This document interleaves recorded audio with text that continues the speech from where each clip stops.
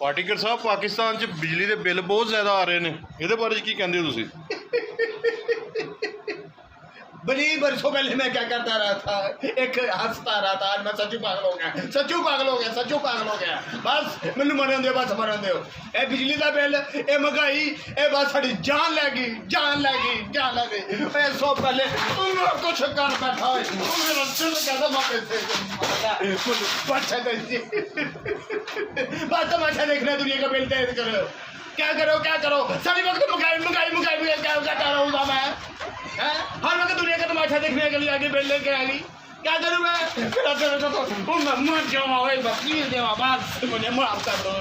ये अखबार वाली क्या कहती है? अखबार बस आगे कलम वाली भैया, मुझे कलम दे दो, कांदी दे दो। एक लाठी को तोड़ना तो आसान है, 20 साल लाठी इकट्ठी हो जाए उसको तोड़ना मुश्किल हो जाता है। मैं क्या करूँ? 20 साल मैं पहले क्या करता रहा था।